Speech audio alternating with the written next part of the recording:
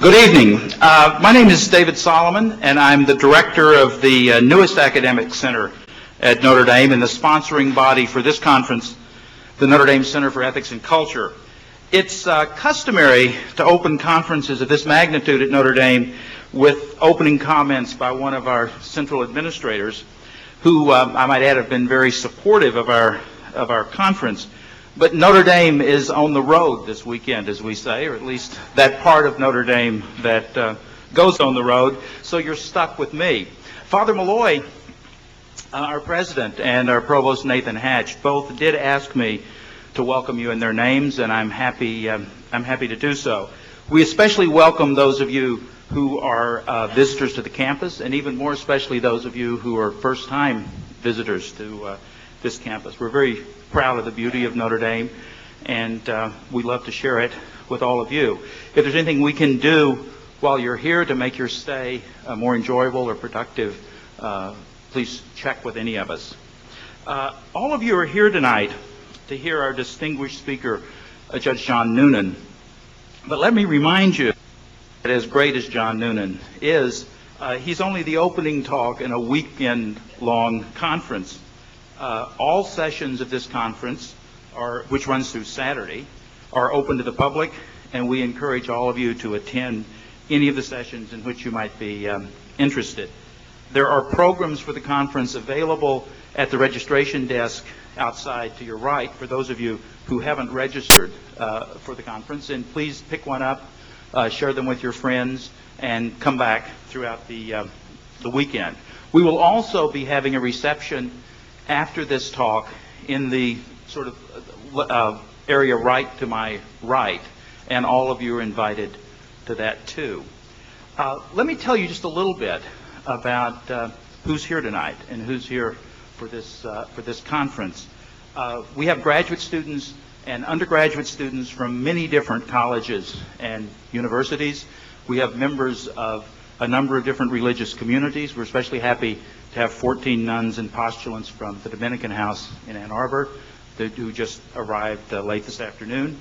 We have doctors, lawyers, and businessmen, and we have what we sort of quaintly call in academic life ordinary people, and we know who you are. You're out there. We have lots of different academics, philosophers, theologians, social scientists. We have clergy from a number of different traditions, Catholics, Protestants, and Jews. We have attempted to put together a conference that will be of interest to everyone in this diverse group, and I'm sure that at the end of it you'll tell us whether we have succeeded or not. The thread that holds this conference together and holds the different constituencies here together is the notion of a culture of death. I tried to come up with some lighthearted and comic comments about this, but I finally gave up. It defeated me. This notion, introduced by Pope John Paul II in his magnificent encyclical Evangelium Vitae, has gained a currency in many discussions of public affairs since its introduction just a few years ago, and it increasingly structures many quite different contemporary debates, not only about the sort of obvious issues like abortion, euthanasia, and capital punishment, but also issues concerning misuses of technology more generally, the insensitivity to environmental concerns in contemporary culture, the many contemporary assaults on personal dignity in the workplace, especially against women and children, and the increasingly divisive issues concerning the globalist drive to eliminate traditional communities and their local practices, especially in the third world. The present extraordinary affluence that envelops all of us in this room can keep some of these issues at bay, but it also highlights them for those of us who live lives of prosperity and ease, and that's all of us. The notion of a culture of death was prominently present, or at least its sister notion, the culture of life, was in the first presidential debate.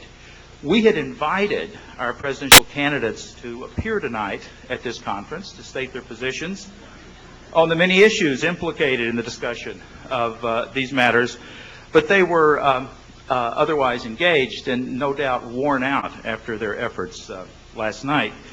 We will invite them again, or at least we'll invite the winner, we'll decide that later, to attend next year's conference, which will be on the culture of life. It's the second in a series of 3, and if they don't want to come next year, we'll invite them once again to our third conference in the fall of 2002 on specific agendas for reform in dealing with the culture of death. We're here for the long haul on these issues, and we hope they are too. Those of you who registered for the conference will find the call for papers for our next 2 conferences in your registration materials, and we hope you will start planning right now to be here next fall and in the fall of 2002. The Notre Dame Center for Ethics and Culture is, as I mentioned, a relatively new academic center at the university. It was first envisioned in the fall of 1968, and it opened its doors just over a year ago. It's a center dedicated to both academic research and other projects involving more direct engagement with the culture on moral and political issues. We're inspired by the moral vision articulated, we think, so beautifully in a number of recent papal writings on ethics, especially the encyclicals Evangelium Vitae, Veritatis Splendor, and Centesimus Annus. This conference is our first major event, but we hope it's the first of many, and we ask all of you for your prayers and support for our efforts. To introduce our first speaker at the conference, I'd like to bring to the podium a distinguished member of the Notre Dame faculty and a good friend. Dean Patricia O'Hara began her career at Notre Dame as a faculty member in the law school after having been a student in our law school. She then became, for a number of years, a very public and a very successful Vice President of Student Affairs at Notre Dame, and she's recently returned to her academic home as the Dean of the Notre Dame Law School. She's also the holder of the Joseph A. Madsen Chair of Law. And it's appropriate on this occasion, I think, to say that she's also a firm friend and a supporter of a culture of life. Welcome, Dean Patricia O'Hara.